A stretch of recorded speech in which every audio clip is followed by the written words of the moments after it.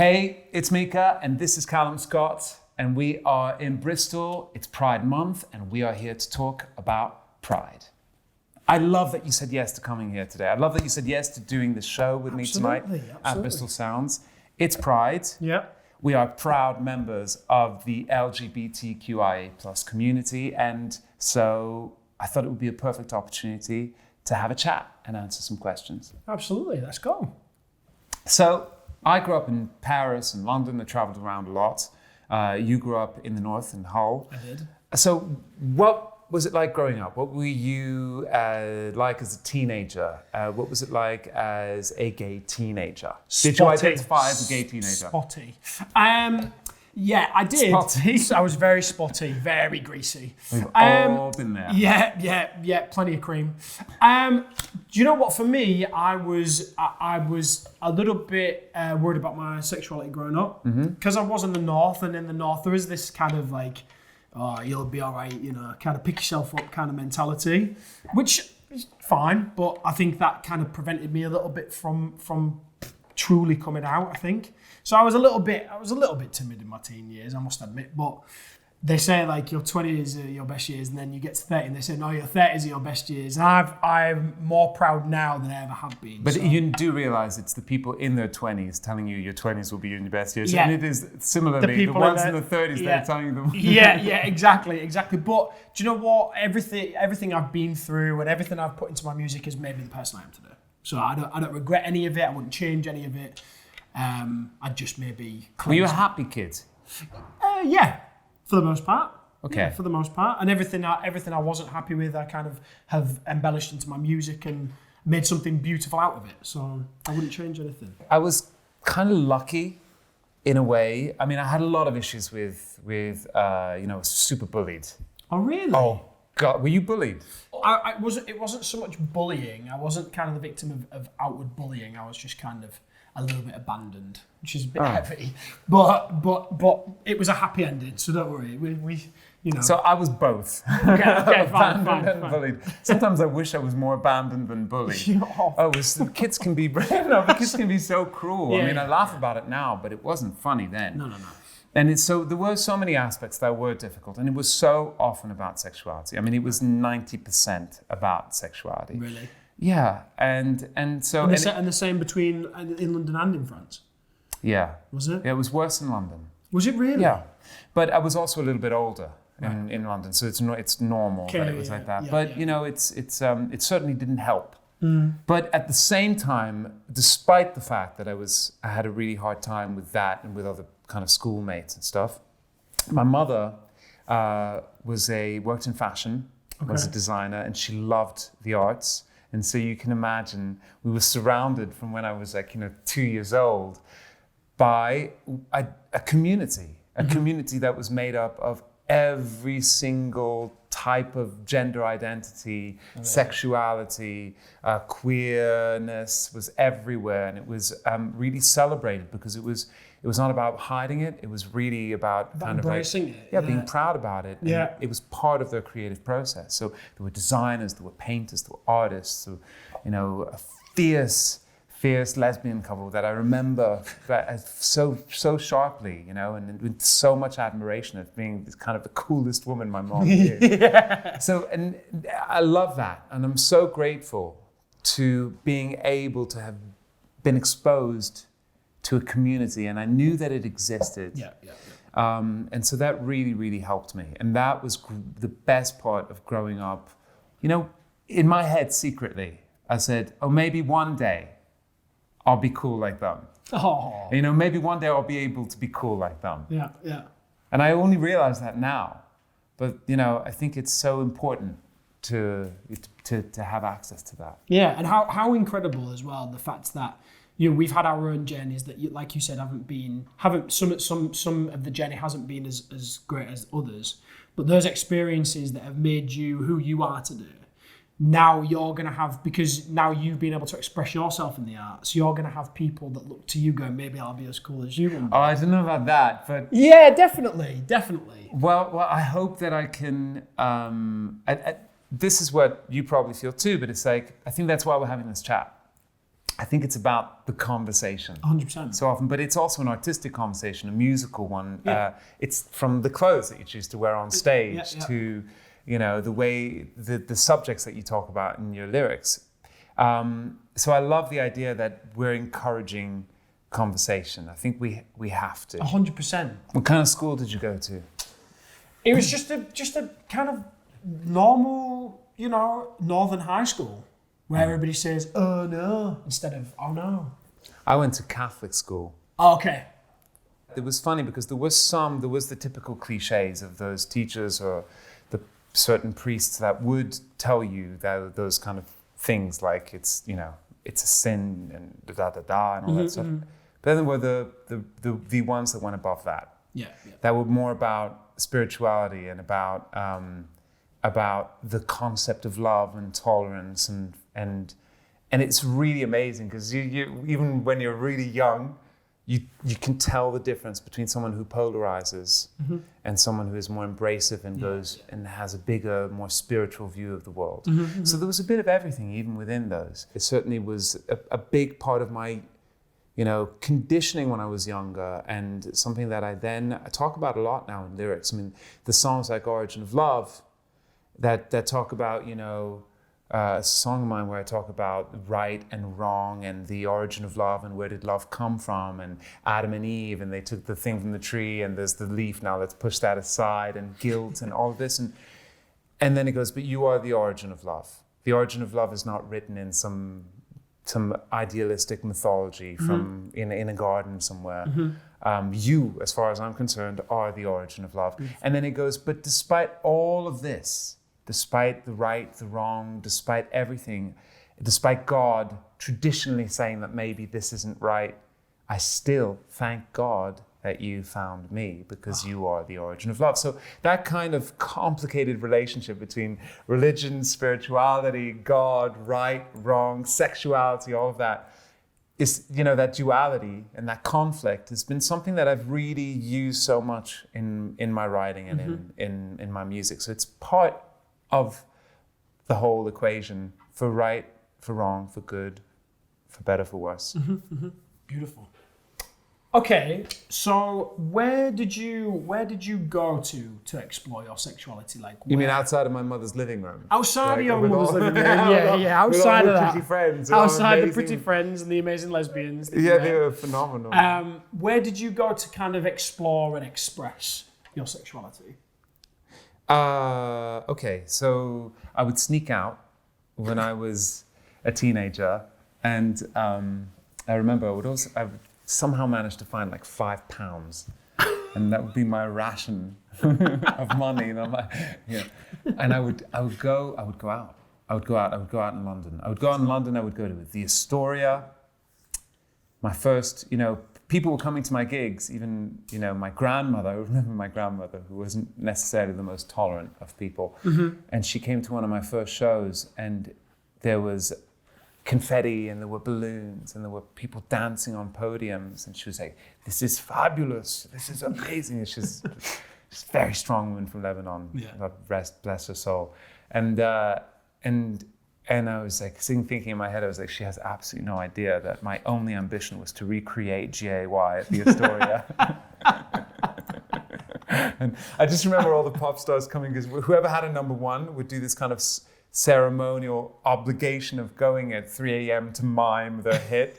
So you just have like Atomic Kitten completely smashed, miming badly the thing, or like, Westlife singing something, or Texas showing up and performing a song. Madonna even did it, I think. Oh, wow. I mean, it was really a thing. It was really the thing you wanted, So that was one of the places. I didn't have the courage to go to Pride when I was younger. Okay.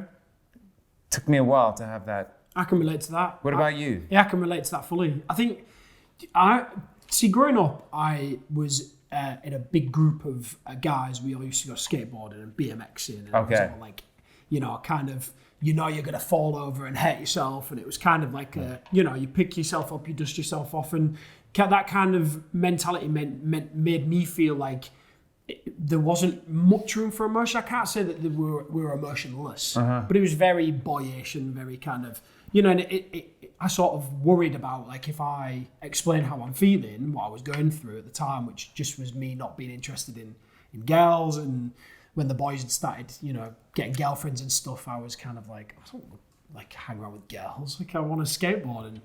And so that was difficult. It felt, I put a barrier there myself in fear of losing my friendships. And then growing up, it was the same. I think because I'd kind of gone. You say it's funny that you say that because I was only hanging out with girls. Yeah. Well, I mean, that's the thing, isn't it? It's like my mom was like, "Why are all your friends doing that?" I have no idea. I have a lot of sisters.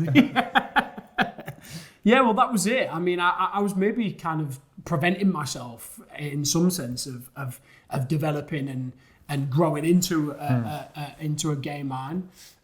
So I don't know. I kind of not renounced my sexuality, but I kept it quite hidden and suppressed. And as you can imagine, that wasn't great growing up. And so I just used to hang around, kind of secretly being who I am. Just going to pubs and clubs and never really going into the gay scene. And when I did... let's recontextualize things a little bit. I mean, you're 34, I'm 39. Don't look at it. There was social media when we were teenagers. What was it? Yeah, well, yeah. MySpace. Yeah, and MSN.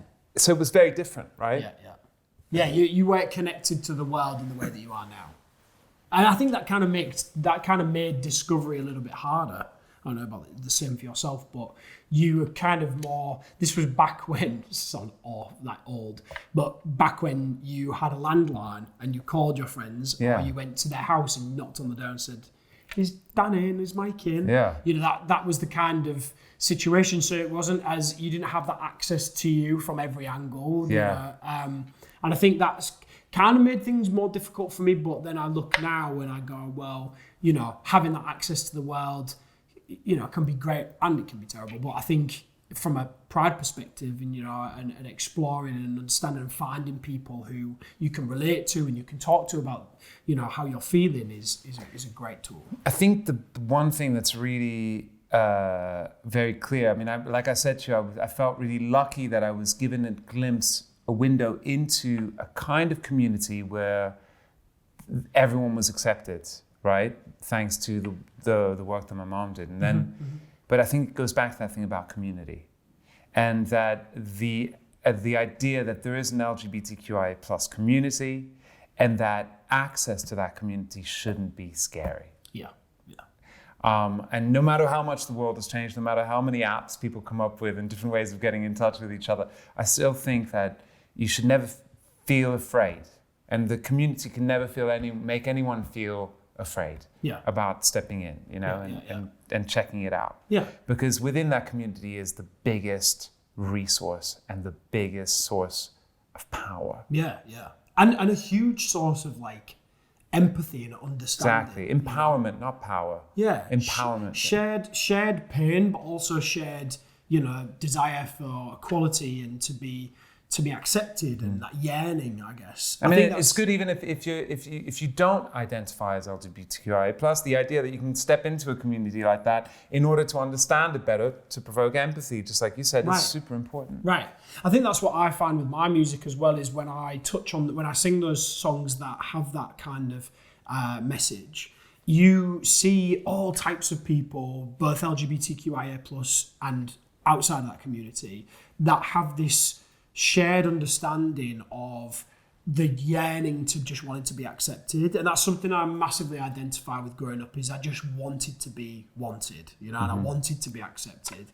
And so when you see these songs, I mean, sometimes even when I've gone home and I'm up in the north and I'm just in the pub with my mates having a pint, sometimes I'll have big grown burly men come up to me and they'll be like, "That song, mate, no matter what, it really touched my heart." And it's like, that's not what you would expect necessarily, but it's just so beautiful to know that there are people out there. I have messages, constantly from people who say, my son or my daughter, whoever sent me your song and, it moved me to tears and I love them no matter what, not quoting my own song, but, to have that effect on somebody else's journey is just profound for me. It feels, like I said, so much bigger than me to just help somebody along with their journey and just put a little bit more empathy out into the world, you know. It feels like that's my duty, is in whichever way it comes, both outside of Pride and within it, is just to try and add a bit more love to the world, you know.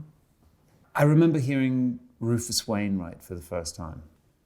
And I was visiting my family in America, just outside New York. And it was around the time of the Posers album. Do you remember that album? Cigarettes and chocolate milk. That's the worst Rufus impression ever. But I think it sounded great. and then I kind of, one song drew me in, then there was more, and then I entered into his world. You know, I entered into his kind of like discography and this idea of sexuality and all its colors, refined pop, naughty, classical, you know, and yet completely contemporary at the same time. Oh my God, it made me feel like it was possible.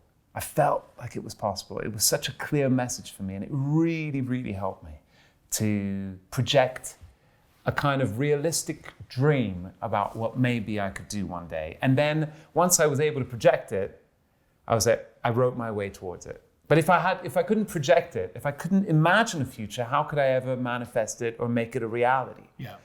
And so I think that if anyone is watching this right now, and if anyone is, you know, wherever you are in the world and you're watching this, no matter how old you are, and I think I can speak for both of us at this point, even this conversation, when I was 11, 13 years old, seemed like it kind of would have been impossible.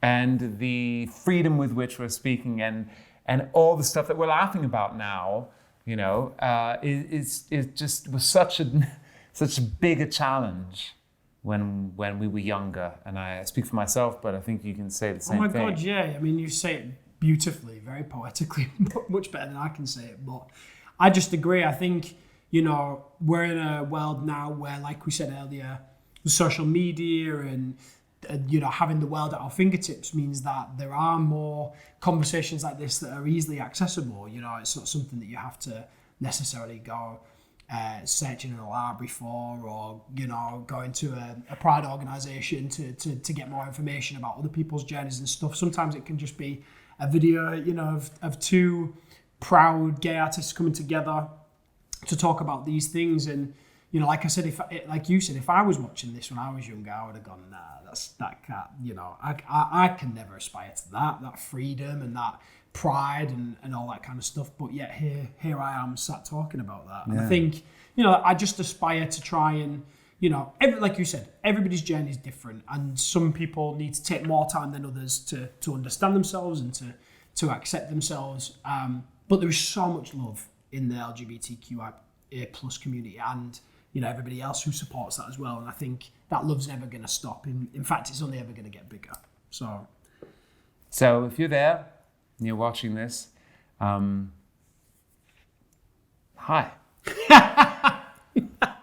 I was like, he's going to say something profound. No, just hello. Sometimes all you have to say is it's beautiful. Yeah, I think it's beautiful. Good. That's all right. Thank you so much. Oh my God, honestly, thank you so much. What a pleasure.